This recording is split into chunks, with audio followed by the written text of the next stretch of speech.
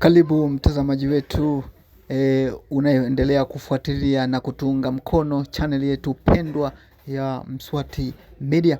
Tunaendelea kukusogezea taarifa za usajili, na sasa tunaelekea kunako usajili wa dirisha dogo linakaribia kufunguliwa. Hivyo kumekuwa kuna taarifa mbalimbali zinazohusu usajili na zinazo make headline katika vyombo mbalimbali vya habari. Hivyo leo tunakusogezea taarifa inayomhusu mchezaji wa klabu ya Wekundu wa Msimbazi Simba ambaye ni Elie Mpanzu. Ni mchezaji ambaye amesemwa sana na anaendelea kusemwa sana, ukizingatia performance yake imekuwa down sana, lakini ni mchezaji anayejituma sana na imeonekana kwamba ni mchezaji asiyekuwa na furaha ndani ya klabu hiyo ya Wekundu wa Msimbazi Simba. Hiyo imekuwa mara baada ya Simba kupata matokeo.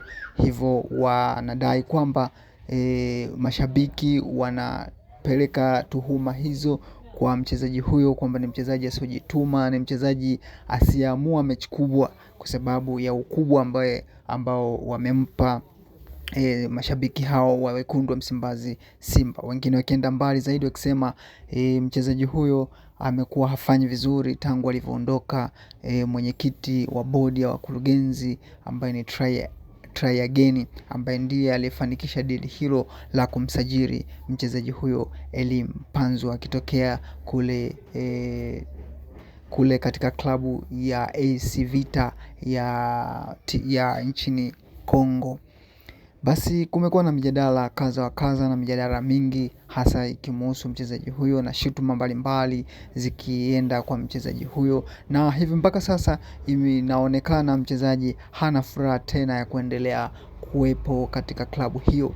Hivyo ndipo lipoibuka deal ya kwamba mchezaji huyo anahitajika kunako klabu ya Young Africans, ambao sasa kama kawaida tumeona imekuwa ni kawaida kwa Yanga kwenda kuchukua wachezaji katika klabu ya Simba. Katika msimu uliopita tumeshuhudia Simba Sport ikipoteza beki wao na mchezaji wa kutegemewa ambaye ni captain, ambaye ni Shabalala Mohamed Hussein, ambaye aliweza kutimkia katika klabu hiyo ya Young Africans. Sasa Engineer Hersi ameanza kufanya michakato ya chini kumshawishi mchezaji huyo Elie Mpanzu ili aweze kuwepo katika kikosi hicho cha Jangwani. Sasa taarifa zilizotufikia hivi punde ni kwamba katika dirisha hili dogo la usajili wanaweza wakamvuta nyota huyo wa kimataifa wa Kongo anayekipiga kunako klabu ya Wekundu wa Msimbazi Simba. Sasa bado tufahamu kwamba je, deal hilo ni kwa kiasi gani litafanikiwa? Basi ndugu mtazamaji wetu, endelea kubaki nasi kwa kubonyeza alama ya subscribe ili uendelee kupata taarifa na tuweze kujua kama mchezaji huyo ni kweli atadondosha wino kunako klabu ya Wekundu wa Msimbazi, kunako klabu ya Young Africans kwenye dirisha hili dogo la usajili. Usisahau kusubscribe Pressberry ili uendelee kuwa nasi. Asante sana.